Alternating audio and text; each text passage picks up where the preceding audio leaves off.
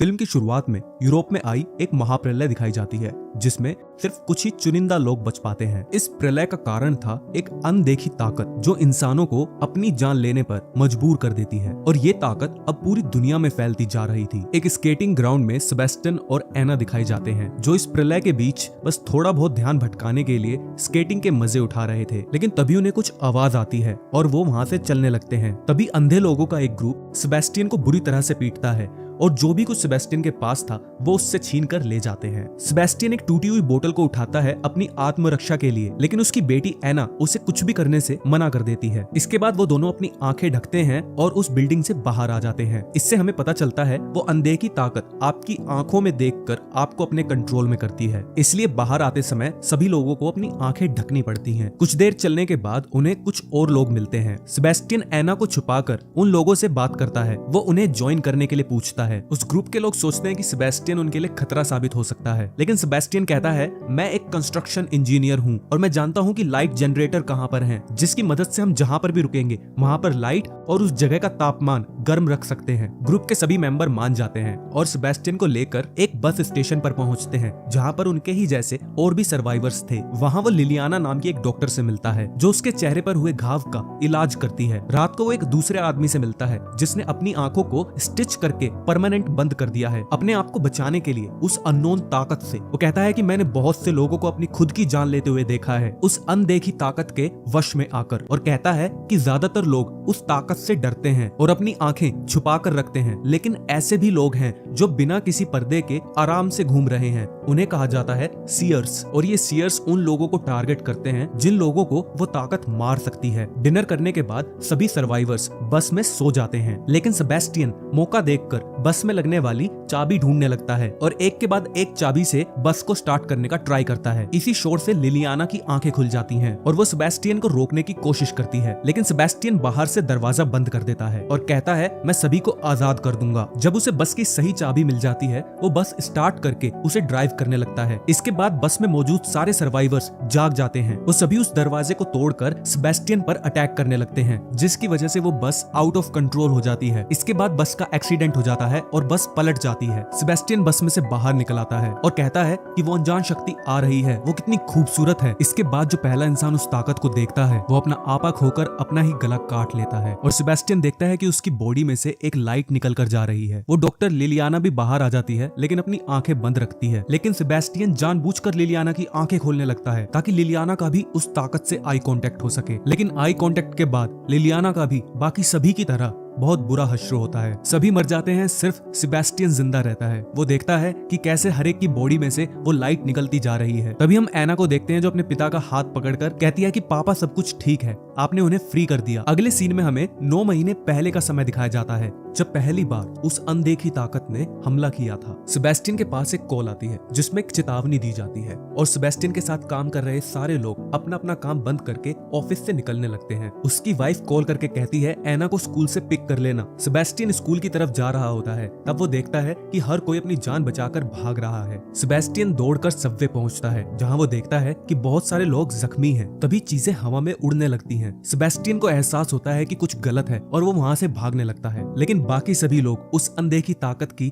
चपेट में आ जाते हैं। सेबेस्टियन वापस रोड पर आ जाता है और देखता है एक बिल्डिंग में एक्सप्लोजन होता है। आखिरकार वो स्कूल तक पहुंच जाता है जहां वो देखता है कि एक नन अपने डेस्क पर मरी पड़ी है और सभी लड़कियां डर के मारे सहमी हुई हैं। सेबेस्टियन एना को लेकर वहां से भागने लगता है, लेकिन इससे पहले वो बाहर निकल पाते तभी एक एक्सप्लोजन हो जाता है। वो दोनों स्कूल की चर्च के रास्ते बाहर निकलने वाले होते हैं। तभी उन्हें एस्तेबान नाम का एक पादरी मिलता है। ये पादरी मानता है ये अनदेखी ताकत ईश्वर के भेजे हुए फरिश्ते हैं और वो इतने खूबसूरत हैं कि आम इंसान उन्हें देखकर पागल हो जाता है और अपनी जान ले लेता है और कहता है कि मेरे हिसाब से मानवता का यही अंत है। ये सुनकर सेबेस्टियन डर जाता है। अगले सीन में सेबेस्टियन एना की आंखें ढककर अपने अपार्टमेंट की ओर जा रहा था जहां वो देखता है कि एना की माँ रोड पर भागती हुई आती है और जानबूझकर एक कार से टकरा जाती है। अगले सीन में कहानी वापस प्रेजेंट में आ जाती है जहां सेबेस्टियन और एना एक चर्च में ईश्वर को धन्यवाद कर रहे होते हैं, जहाँ सेबेस्टियन को एक पेंटिंग में मूवमेंट दिखती है और हमें पता चलता है ये उन सीयर्स में से ही एक है, जिससे लगता है उस ताकत के जरिए औरों को मार कर ये उनकी आत्मा को मुक्ति दे रहा है। वो दोनों दोबारा से स्ट्रीट्स पर आ जाते हैं, जहाँ उन्हें फिर से एक इंसान दिखता है अपनी जान लेते हुए, और सेबेस्टियन कहता है ये खूबसूरत फरिश्ते इंसानों को मुक्ति देने के लिए आए हैं। थोड़ी देर बाद सेबेस्टियन देखता है कि एक औरत एक स्टोर में घुसने की कोशिश कर रही है। सेबेस्टियन उस पर अटैक करने के लिए उसके पास जाता है, लेकिन तभी कुछ कुत्ते सेबेस्टियन पर अटैक कर देते हैं। यहाँ हमें सर्वाइवर्स का एक अलग ग्रुप दिखाया जाता है,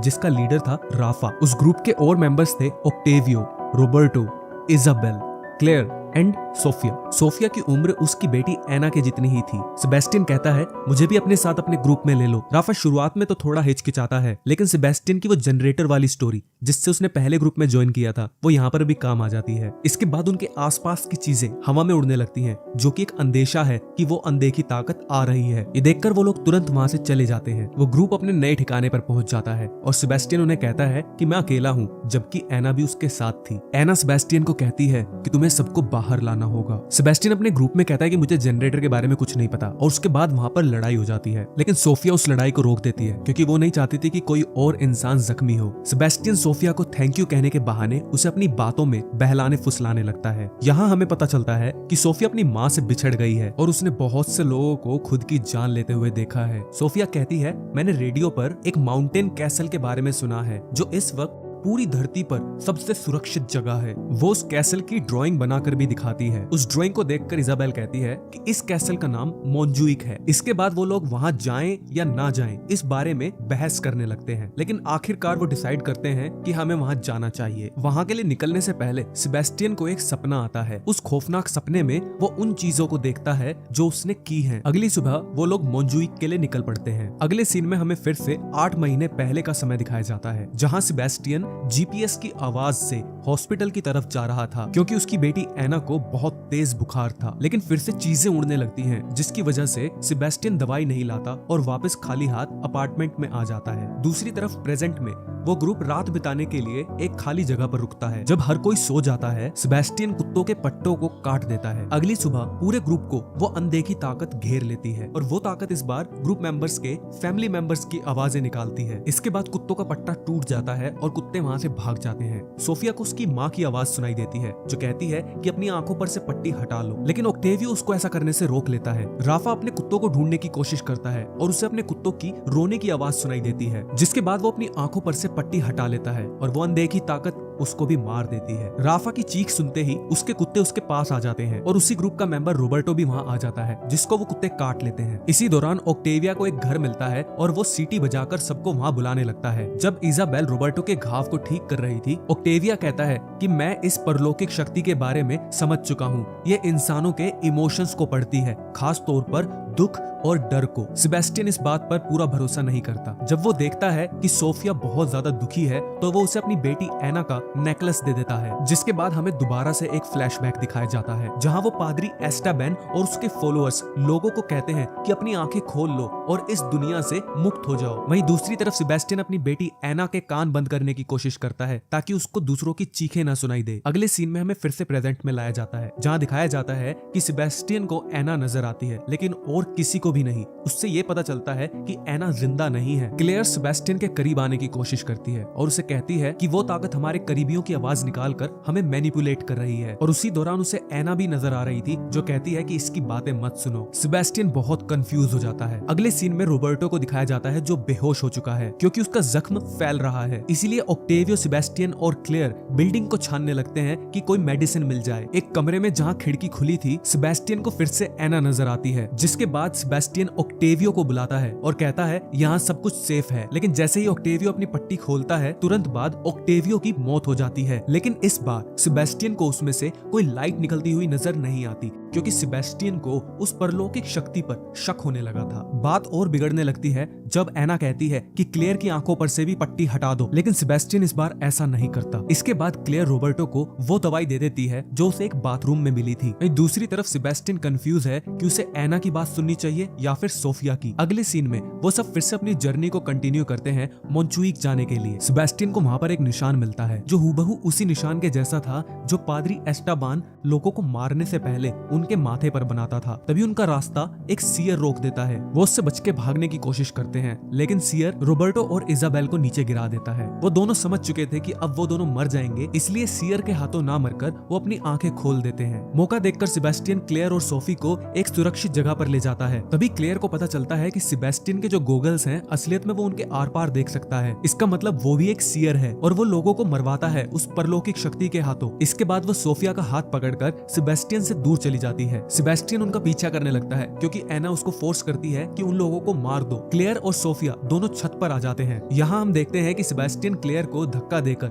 छत से नीचे गिरा देता है और वो सोफिया की पट्टी खोलने ही वाला होता है। उससे पहले उसे एना नजर आती है जिसके सिर में से खून बह रहा था। सेबेस्टियन को ये देखकर बहुत गिल्ट होता है और वो सोफिया को गले लगा लेता है। यहाँ हमें दूसरा फ्लैशबैक दिखाया जाता है जहाँ सेबेस्टियन एना का बर्थडे सेलिब्रेट कर रहा था। तभी कोई अंदर आ जाता है और सेबेस्टियन को किसी चीज से हिट करके उसे बेहोश कर देता है। जब उसे होश आता है वो देखता है कि वो एक छत पर है जहाँ पर उसके बराबर में एना है और वो पादरी एस्टाबान जबरदस्ती एना की आंखें खुलवा देता है जिससे उसकी मौत हो जाती है। इसके तुरंत बाद सेबेस्टियन भी अपनी आंखें खोल लेता है, लेकिन उसकी मौत नहीं होती बल्कि उसे एना नजर आने लगती है। यहाँ हमें पता चलता है कि सीयर्स इसीलिए जिंदा है ताकि वो और लोगों को लाकर उस शक्ति को दे सके और वो उन्हें मार सके। दोबारा से प्रेजेंट में सेबेस्टियन क्लेयर को भी बचा लेता है। इसका मतलब छत से गिरकर भी उसकी मौत नहीं हुई थी। वो उन दोनों को एना के बारे में बताता है और कहता है कि मुझे अपनी गलती का एहसास हो गया है और वो कहता है कि मैं कसम खाता हूँ मैं तुम लोगों की रक्षा करूंगा। उसी पल वो मोटरसाइकिल वाला सीयर अंदर आ जाता है और वो तीनों अपनी जान बचाकर छत के रास्ते वहाँ से जाने लगते हैं। तभी वहाँ एक दूसरी औरत आ जाती है। वो सेबेस्टियन से लड़ने लगती है। वो उसकी आंखों को फोड़ना चाहती थी, लेकिन सेबेस्टियन उससे ताकतवर था और वो उसको पुश करके ऊपर से सीधा नीचे गिर देता है जिससे उसकी मौत हो जाती है। इसके बाद वो तीनों एक कार में बैठकर वहाँ से निकल जाते हैं, लेकिन एस्टबान और उसके फॉलोअर्स उन लोगों का पीछा करने लगते हैं। सेबेस्टियन जितना तेज हो सकता था उतनी तेज कार चलाकर वहाँ से निकलने लगता है और रास्ते में दिख रही एना की परछाई को वो इग्नोर करता है। इसके बाद वो केबल कार टावर तक पहुंच जाते हैं और अपनी कार को एक एक्सप्लोजिव की तरह यूज करके वो एक दो सीयर को भी मार देता है। सेबेस्टियन क्लेयर को कहता है तुम सोफिया को लेकर ऊपर जाओ, मैं यहाँ इन्हें रोकता हूँ। सीढ़ियाँ चढ़ते वक्त सोफिया का पैर एक टूटी हुई सीढ़ी पर पड़ता है और वो गिरने ही वाली होती है, लेकिन लकीली क्लेयर उसका हाथ पकड़कर उससे खींच लेती है। क्लेयर समझ जाती है कि आंखें बंद करके हम ऐसे आगे नहीं जा सकते, इसलिए वो रिस्क लेती है और अपनी आंखों की पट्टी हटा लेती है। फाइनली वो दोनों ऊपर पहुंच जाते हैं, लेकिन उन्हें पता चलता है कि वो केबल कार तो चल ही नहीं रही। इसके बाद वो वहाँ पर मौजूद एक बड़ी घंटी को जोर जोर से बजाने लगती है। इस आवाज को सुनकर वहाँ पर वो परलौकिक शक्ति भी आ जाती है। वहाँ पर मौजूद हर चीज कपकपाने लगती है और वो केबल कार्स भी चलने लगती है। मौका रहते हुए ही क्लेयर ने अपनी आंखें भी ढक ली थी। वो परलौकिक शक्ति क्लेयर की फैमिली की आवाज निकालकर उसे परेशान कर रही थी और सोफिया भी ये सब सुनकर वहाँ से कूदने ही वाली थी, लेकिन क्लेयर उसे बचा लेती है। नीचे सेबेस्टियन को अपनी जलती हुई कार पर एना नजर आती है। वो उससे छुटकारा पाने के लिए उसके पेट में किसी चीज से हमला करता है, पर तभी उसे पता चलता है ये एना नहीं बल्कि वो पादरी एस्टाबान था और एस्टाबान भी तुरंत किसी चीज को एस्टाबान के पैर में घोंप देता है। टावर के ऊपर क्लेयर बहुत ध्यान लगाकर सोफिया को लेकर एक केबल कार में जंप कर जाती है। नीचे एस्टाबान और सेबेस्टियन दोनों एक दूसरे की मौत का कारण बन जाते हैं, लेकिन सेबेस्टियन देखता है कि आखिरकार उसकी मदद से क्लेयर और सोफी उस केबल कार में बैठकर एक सेफ जगह पर जा रही हैं। कुछ देर बाद सोफिया और क्लेयर उस कैसल में पहुंच जाते हैं। वहां उन्हें बहुत सारे सर्वाइवर्स मिलते हैं और आखिरकार